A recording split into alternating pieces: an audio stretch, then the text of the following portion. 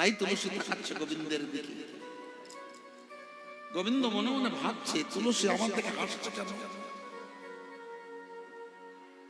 নিজের দিকে তাকিয়ে দেখলেন ধুলা মেখেছে।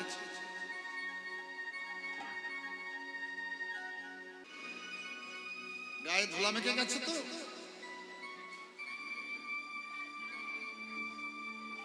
ধুলা ঝাড়ছে আর বলছে বিশ্বাস করো আমি মাখিনি। এই বৃন্দাবনের বাতাসের দোষ, এই বৃন্দাবনে বাতাসের দোষ। কোন বৃন্দাবন? উত্তরপ্রদেশের সেই বৃন্দাবন না গো। যে বৃন্দাবনে আপনারা বসে আছেন আজ, এটা মালুয়া নয়। এই জগন্নাথের এই মহাপবিত্র স্থান আজকে বৃন্দাবনে পরিণত। কেন না? গোবিন্দ বলেছেন যেখানে আমার ভক্ত বৃন্দ উপস্থিত হয়ে আমার নাম গুণ লীলা ইত্যাদি কীর্তন করে, আমি সেখানে বসে থাকি।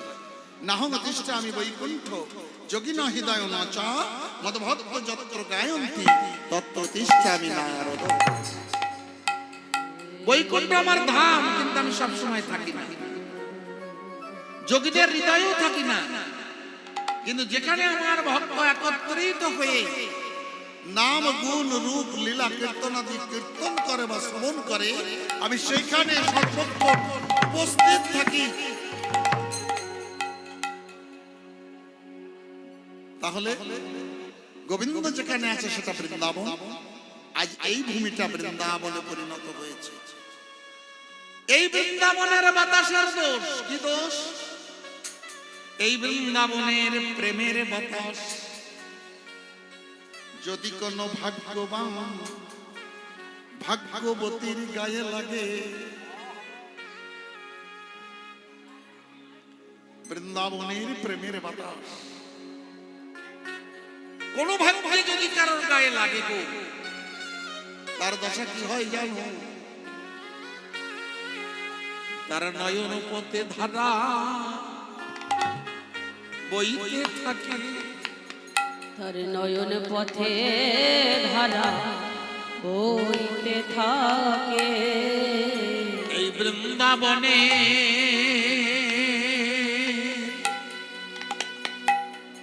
বৃন্দাবনে প্রেমের বাতাস লাগলে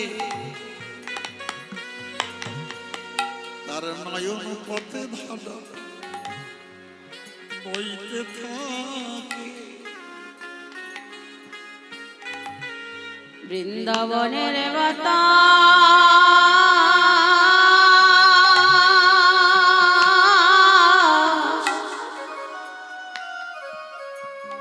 যারি গায়ে লাগে,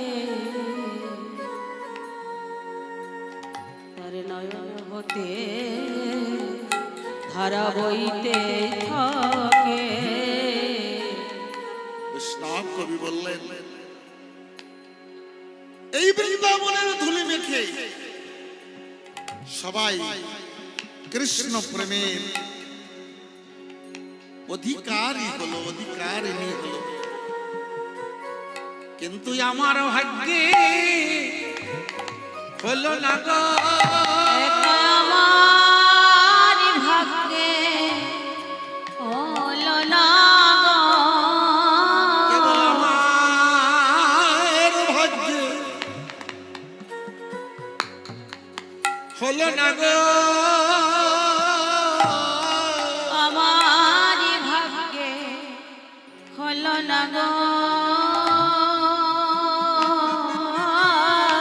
আমি যে বহু জন্মের অপরাধী, তাইতে আমার ভাগ্যে হলো না গো। আমি বহু জন্মের অপরাধী, আমার ভাগ্যে হলো না গো।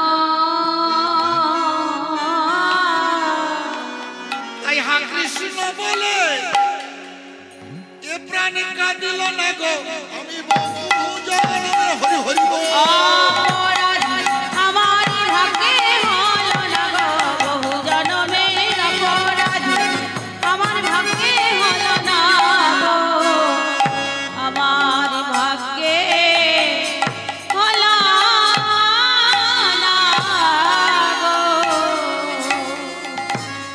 তুলসী, ও তুলসী, বলো বলো আমার রাধারানীর খবর বলো।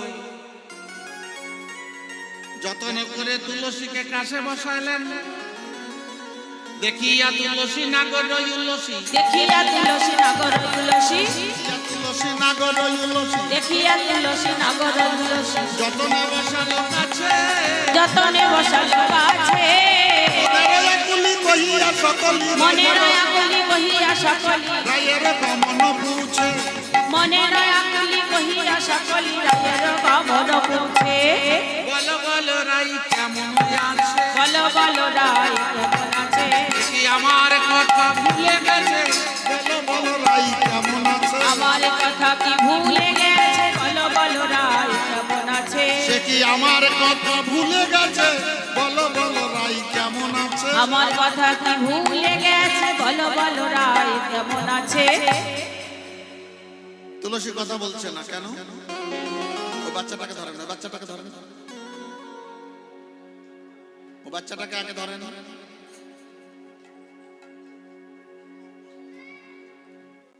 তুলসী কথা বলছে না, রাধারানী নিষেধ করে দিয়েছে তো কথা বলবে। মালাটা গোবিন্দের গলায় পরিয়ে দিয়েছে। গোবিন্দ কি করলেন? সঙ্গে সঙ্গে প্রসাদী মালাটা তুলসীর হাতে দিয়ে বললেন, তুলসী এই মালাটা নিয়ে গিয়ে আমার রাধারানীকে পরিয়ে দিবি, আর বলবি আমি মধ্যাহ্ন কালে সূর্য মন্দিরে অপেক্ষা করছি, আমার সঙ্গে এসে যেন দেখা করে। এদিকে রাধারানী আমার সখীদের বললেন, সখীরে তুলসীকে পাঠিয়েছিলাম গোবিন্দ দর্শন করতে, তার খবর আনতে, সে তো ফিরে এলো না। ললিতা বলছে তুলসী কৃষ্ণ প্রিয়, একে তুলসী কৃষ্ণ প্রিয়, তার উপরে যদি তুই তাকে পাঠিয়েছিস, সে কি আর ফিরে আসে? সে তো কৃষ্ণ সেবায় লেগে গেছে, কৃষ্ণ সেবায় লেগে গেছে, তুলসী ফিরে বোধহয় আসবে না, কৃষ্ণ সেবায় লেগে গেছে, তুলসী ফিরে আর আসবে না, কৃষ্ণ সেবায় লেগে গেছে। মনে হয় আসবে না, কৃষ্ণ সেবায় লেগে গেছে। বলতে বলতে তুলসী এসে দাঁড়িয়েছে, রাধে এই নে তোর বধূ তোর জন্য প্রসাদী মালাটা পাঠিয়েছে, আর বলেছে এই মধ্যাহ্ন কালে রাধাকুণ্ডের তীরে সূর্য মন্দিরে অপেক্ষা করছে তোকে গিয়ে দেখা করবার জন্য। রাধারানী বলছে আজকে মধ্যাহ্ন কাল, আমারে বাদিনীর ঘর, ঘরে আমার কৃষ্ণ বাদিনী শাশুড়ি ননদিনী, শাশুড়ি ননদিনী, কৃষ্ণ বাদিনী শাশুড়ি আর ননদিনীকে জটিলা আর কুটিলা, কৃষ্ণ বাদিনী, তাই তো? আপনাদের ঘরে নেই, থাকলে তাহলে কৃষ্ণ কথা শুনতে আসতে দিত না? দিত দিত আপনাদের ঘরে কৃষ্ণ বাদিনী নেই, তাই আপনারা প্রাণ ভরে কৃষ্ণ কথা শুনতে এসেছেন। কৃষ্ণ বাদিনী যাদের ঘরে নেই, তাদের ঘরে নেই, যারা বাঁধেনি, যারা রাধারানীকে হৃদয় ঘরে বাঁধিনি, তাদের ঘরে নেই বাঁধিনি। রাধারানীকে যারা হৃদয় ঘরে বাঁধিনি, তাদের ঘরে নেই বাঁধিনি। রাধারানী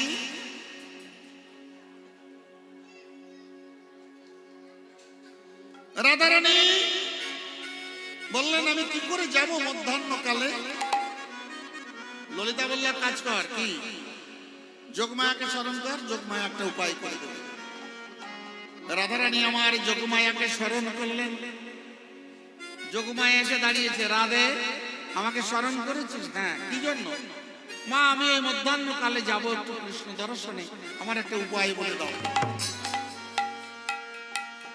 যোগমায়া বলছে শোন, আমি চলে যাব, আমি চলে যাওয়ার পরে তুই বড় করে ঘোমটা দিয়ে কাঁদতে আরম্ভ করবি। বলছে ভালো নেই মন্দ নেই, কাঁদবো, কাঁদা যায়? বলছে শোন কি বলে কাঁদবি জানিস? কি কাঁদবি ঘোমটা দিয়ে, শাশুড়ি ছুটে আসবে, বলবি আমার শাশুড়ি, শাশুড়িকে বলবি আমার স্বামী মারা গেল, ধেনুবৎস মারা গেল। রাধারানী বলছে আমি সধবা নারী, আমি বলবো আমার স্বামী মারা গেল? বলবে হ্যাঁ বলবি, রাত্রিতে স্বপ্ন দেখেছি স্বামী মারা গেল। বলে আমি মিথ্যা বলতে পারবো না। স্বামী মরার কথা মিথ্যা করে বলা যায়? আমি পারবো না। বলছে শোন, কৃষ্ণ দর্শনের জন্য শত শত মিথ্যা বললেও অপরাধ হয় না। তার মানে এই না যে কালকে থেকে আপনারা বাড়ি গিয়ে মিথ্যে কথা বলবেন, খবরদার না। কৃষ্ণ দর্শনের জন্য মিথ্যা বলা যায়। যেমন মনে করুন এই গ্রামে বাপের বাড়ি, দূর গ্রামে বিয়ে হয়েছে, এখানে কীর্তন আছে, তা চিন্তা করছে বললে যেতে দেয় কি না দেয়। তার সন্ধ্যাবেলায় বলছে শোনো, মা কয়েকবার ফোন করেছিল, মা শরীরটা খুব অসুস্থ, তা আমি একবার গিয়ে দেখে আসি।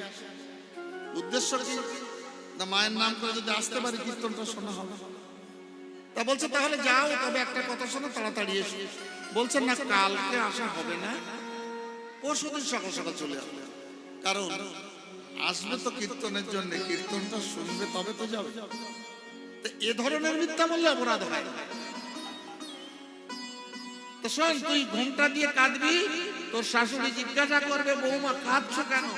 বলবে রাত্রিতে একটা দুঃস্বপ্ন দেখেছি, স্বামী মারা গেল, ধেনুবৎস মারা গেল। তোর শাশুড়ির সঙ্গে সঙ্গে বলবে যে আমার একমাত্র ছেলে আয়ান, তার এত বড় অমঙ্গলের কথাটা তুমি বললে বৌমা। বলি তার অমঙ্গলটাকে দূর করবার মতো কোনো ব্যবস্থা নেই? তখন তুই বলবি যে আমি ওই স্বপ্ন দেখে কাঁদতে কাঁদতে তন্দ্রা মতো এসেছিল, তখন একজন এসে বলে গেল সূর্যদেবের পূজা করলে সব অমঙ্গল দূর হয়ে যাবে। তোর শাশুড়ি তোকে সূর্য পূজার অনুমতি দেবে, তুই সূর্য পূজার ছলা করে গিয়ে কৃষ্ণ দর্শন করে আসবি। যদি কোনো জায়গায় দেখেন যে প্রশাসনে 144 ধারা জারি করেছে, যাওয়া যাবে না, আপনি হাত দুটো তুলে দিয়ে যাবেন, প্রশাসন আপনাকে কিছু বলবে না। কেন? আত্মসমর্পণ। ঠিক তেমনি মহাপ্রভু বলেন দুটি বাহু তুলে আত্মসমর্পণ করে যদি হরি বলে, অবশ্যই তার শেষের দিনের পারের দায়িত্ব আমি নেব। নিতাই গৌর হরি হরি বল।